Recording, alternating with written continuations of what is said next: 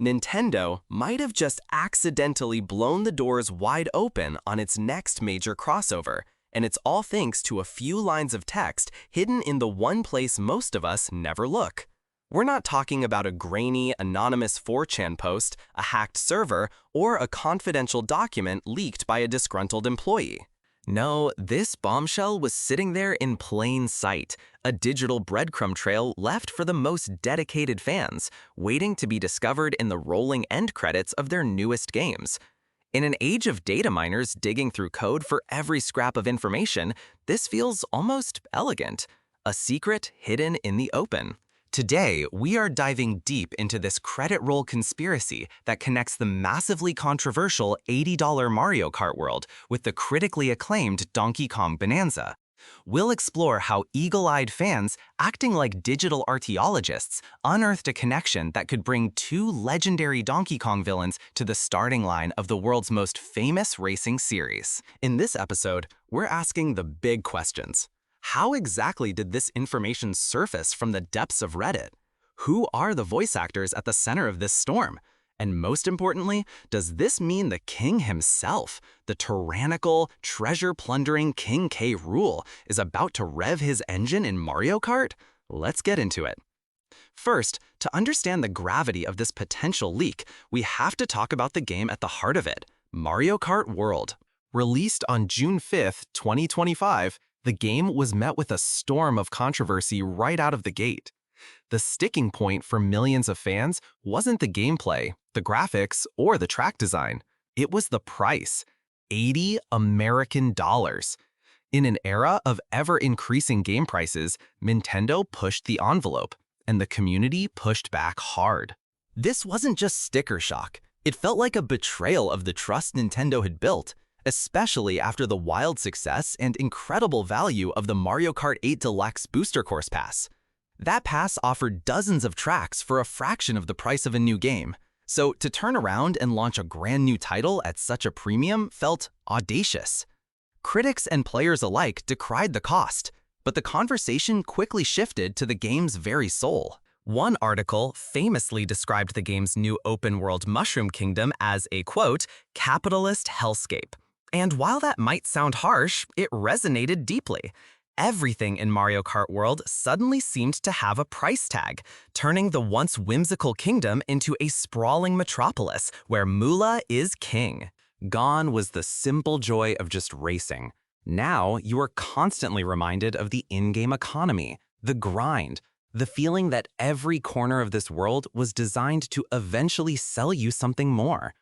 The sense that DLC was not just a possibility, but an inevitability has lingered ever since. After shelling out $80, were players really going to be asked to pay more for new tracks and characters? The consensus was a resounding and reluctant yes. So, the question wasn't if new content would arrive, but what it would be, and whether it would be substantial enough to justify the base game's cost. More classic tracks? A battle mode that actually felt complete? Or, as is Nintendo's tradition, a fresh batch of racers to expand the already stacked roster? It's the simmering pot of player expectation and financial apprehension that makes our discovery today so electrifying. It seems the answer has been secretly seeded, not in a press release, but in the credits of a completely different game. The story begins, as so many modern gaming mysteries do, on Reddit. Imagine the scene. Over on the Gaming Leaks and Rumors subreddit, a user named Semi-Lazy-Gamer shared a fascinating post. A digital flare shot up into the night. But Semi-Lazy-Gamer wasn't the original detective. They were amplifying a discovery made by another user, PPro03, on the Super Mario subreddit. It's a classic case of the community hive mind at work, with one fan's keen observation being passed along until it reaches critical mass. You can almost picture PPro03, fueled by curiosity, meticulously comparing the credit rolls for two recently released massive Nintendo titles, Mario Kart World and the celebrated new adventure, Donkey Kong Bananza. And there, buried deep in the walls of text under the voice acting sections, they found a match. Two names appeared in the credits of both games, Yu Hayashi and Suguo Mogami. Now, on its own, this might not mean much. Voice actors often work on multiple projects for the same company. It could be a coincidence, or they could be voicing minor non-player characters, like Toads or Koopa Troopas in both titles. But here is where the theory gains incredible traction, transforming from mere speculation into a compelling piece of evidence. While the credits for Mario Kart World curiously don't specify which characters these actors voice, the credits for Donkey Kong Bananza do. And the characters they voice in the Donkey Kong game are, interestingly, not currently playable in Mario Kart World. Let's start with the first name, Yu Hayashi. In Donkey Kong Bananza, Hayashi is credited as the voice of a character named Void Kong. The name alone is incredibly intriguing. It suggests a dark, perhaps ethereal counterpart to Donkey Kong himself. Is he a clone? A villain from another dimension? Maybe an ancient Kong ancestor corrupted by some dark power? The name Void has powerful connotations in the Nintendo universe, often hinting at cosmic or destructive forces. We don't know much, but his prominent role in a new flagship Donkey Kong title makes him a significant new addition to the lore. How would a character like that even work in a kart racer? Would his special item be a miniature black hole pulling in nearby carts and items? The possibilities are as exciting as they are mysterious. Now, circle back to Mario Kart World. Yu Hayashi's name is there in the credits, a silent testament to his contribution. But who did he voice? The game doesn't say. The implication, of course, is that he recorded lines for Void Kong not just for Bananza, but for Mario Kart World as well, and the character is simply waiting in the wings, ready to be deployed as future downloadable content. It's a tantalizing breadcrumb, but it's the second name that truly ignites this entire theory into a blazing inferno of fan excitement. The second actor listed in both games is Tsuguo Mogami. Now, if you haven't finished Donkey Kong Bananza yet, consider this your final spoiler warning, because the character he voices is a major reveal and one of the most anticipated returns in modern Nintendo history. In Donkey Kong Bananza, Tsuguo Mogami provides the booming, villainous voice for none other than King K. Rool. That's right, the Kremling King. The tyrannical, egotistical, cape-wearing crocodile who has been the primary antagonist for the Kong family since the days of the Super Nintendo. This isn't just any villain. For years, fans campaigned, begged, and pleaded for his return, most notably for his inclusion in Super Smash Bros. His eventual reveal for Super Smash Bros. Ultimate was a legendary moment, an explosion of pure joy that proved Nintendo was listening. His inclusion in Bananza was a continuation of that fan service, and now his voice actor's name sits silently in the credits of Mario Kart World. The connection is almost too perfect to be a coincidence. If you're as hyped as we are by the sheer possibility of King K. Rool launching a spiny shell on Rainbow Road, do us a favor and hit that like button. It lets us know you want more deep dives into the Nintendo universe just like this one. The evidence strongly suggests that both Void Kong and the legendary King K. Rool are slated to be added to Mario Kart World in a future update. Imagine the possibilities. A full-fledged Donkey Kong-themed Grand Prix featuring not just these two incredible villains, but perhaps new karts and a track based on locations from Donkey Kong Bananza. It would be a massive crossover event and a fantastic injection of new life into the game. It would also be a brilliant business move for Nintendo.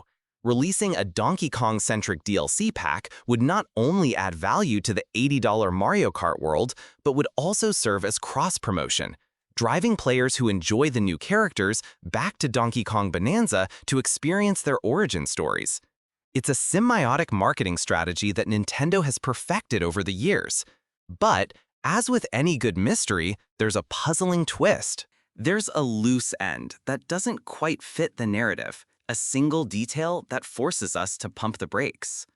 While fans are ecstatic about the potential of two Kong villains, there's another character whose absence from this theory is deafening: young Pauline.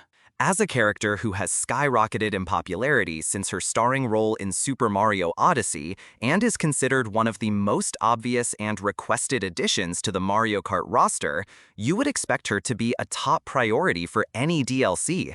Yet, strangely, there appears to be no mention of her or her voice actor in a similar capacity within the game's credits. It's a strange omission that opens the door to skepticism. Was she recorded under a different production cycle? Is she being held back for an even later wave of content? Maybe a Metro Kingdom pack? Or, and this is the uncomfortable question, is our entire theory based on a simple production overlap? Perhaps the actors were just recording generic NPC voices for both games, and the more specific credit in Bananza is just an anomaly. The absence of Pauline could be the proof that we're connecting dots that aren't there. It adds a layer of doubt that keeps this from being a completely solved case. It forces us to question whether this is a deliberately planted breadcrumb trail for fans to follow, or if we're just seeing patterns in the noise of a complex production. For now, however, the evidence for a Kong-themed invasion of Mario Kart World remains compelling. We have two voice actors credited for two specific major Donkey Kong characters whose names appear in the credits for both games. In the context of the $80 price tag and the universal expectation of post-launch content, this feels less like a coincidence and more like a carefully laid plan. It suggests Nintendo is playing the long game, seeding the files for future content from day one, and the most dedicated fans have just uncovered the blueprint. So what do you think? Is this the real deal? Are we about to witness the glorious return of King K, Rool to a mainline Mario Kart alongside a mysterious new Kong? Or is this just wishful thinking born from a confusing credit roll? Let us know your theories and who you'd want to see in a Donkey Kong DLC pack in the comments below. And if you want to stay on top of this story as it develops and see if this credit roll conspiracy bears fruit, make sure you subscribe to the channel and ring that notification bell. You won't want to miss what we uncover next.